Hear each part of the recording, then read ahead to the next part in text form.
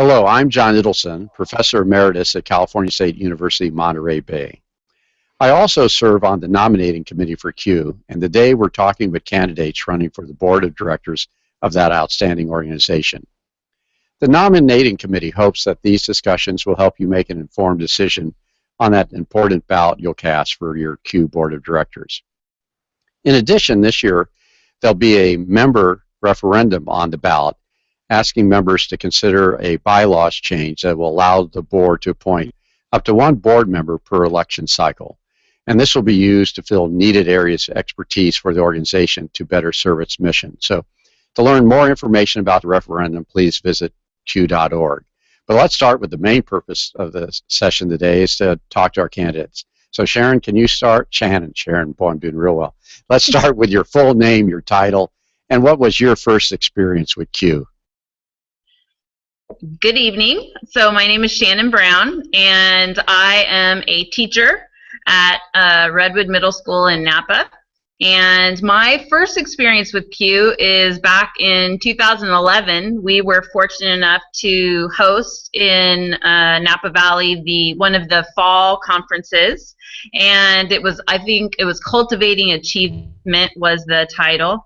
And I had just began my master's in educational technology then, and was doing it at Thoreau University, and they said we just needed to come to CUE. And I was amazed at all of the presenters and the workshops, and I had got my first iPad at the CUE conference, and it was just an incredible place, and I networked with so many people there, and I was just really taken aback at how much I learned from just being there at the two-day conference, and I just said I had to get involved with this organization. That's great, and having the CUE conference in Napa Valley was great. In the old days, there were northern and southern CUEs, and so that's sort of bringing the southern conferences back up north. So could you continue a little bit more, tell us some more about yourself, and particularly what led you to want to serve on the CUE board of directors? Well, I actually got my credential a little bit later in life. I had the opportunity to go teach overseas in Barranquilla, Colombia, in South America, and I taught at an English immersion school, and that kind of lit my fire for teaching. And so after my daughter was born, I went back to school and got my teaching credential. And so I've been teaching for almost about 8 years or so here in the Napa Valley, and I have just really found my niche, so to speak. And so, of course, though, in that very short amount of time, I have seen education go on the fast track and change a lot. And technology has obviously been the driver. So to really have my finger on the pulse point of that, I feel like I really want to be a part of CUE and really be an integral part of CUE. I feel like obviously with our move towards project-based learning, and also my school has just joined the New Tech Network. It's just so powerful to really know, and I'm alongside my students, I'm needing to be a lifelong learner. So I just really want to be in the driver's seat, but also in the passenger seat. So just to keep learning and growing along with the technology, because it just changes every single day.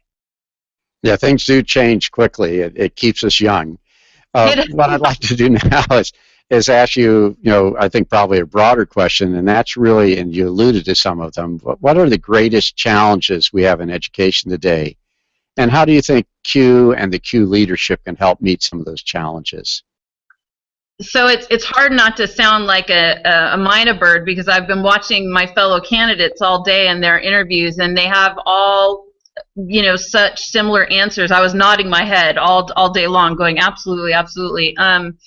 I do think professional development is so key, because I'm a young teacher, but I'm not that young, and so many of my teachers coming up after me are getting the benefit of learning about what's, up and coming, whereas I still need that professional development. And then there's teachers that are older than me. My father's a teacher in Texas, and he gets grumpy with me on the phone, like, I just talked him into Twitter, and now he's on it nonstop. In fact, if he's watching this interview, he's going to be really mad that I told anybody that. But, I mean, there's the professional development piece, but I still work with a very challenging student population where the digital divide is a real problem, and there's haves and have-nots. And we in our school district are trying to be a one-to-one, bring your own device, and I still see that as like, how is that going to work? But I don't like to be a naysayer, and I don't like to say no. I'm kind of a yes girl, but I'm, like, how are we going to make that possible, And so I've got a background in grant writing. I like to go out and let's find the answers. Let's work on that. And being a part of the Q board, I see Q as like being an agent for answers. So I just feel like, positioning Q and helping position to be a lobbyist, helping them to connect teachers with resources, connect teachers with grants, get that professional development for us, and just to really be a strong advocate for educators, because we're having to keep up with Common Core, we're having to keep up with project-based learning and being part of new tech networks or whatever is being thrown at us. And we want to do a good job, we want to serve our students, and I want us to be able to do that, and I know Q can help us be better educators. Well, those are great challenges, and of course they bring great opportunities. So Shannon, I want to thank you on behalf of the nominating committee for the leadership you've already shown with Q, and for taking the next step for running for the board. And for those of you watching this, please be sure to watch other candidate interviews and consider voting yes for the member referendum, which is supported by the nominating committee and the current board of directors. The real important thing is to be sure your membership is up to date, because you need to be a member to vote. The voting for the board and the referendum will take place between March 21st and April 24th, when the polls will close at 5 p.m. Pacific Standard Time. So make sure you watch the interviews and vote. And Shannon, thank you again for running for the Q board, and have a good day. Absolutely, you too.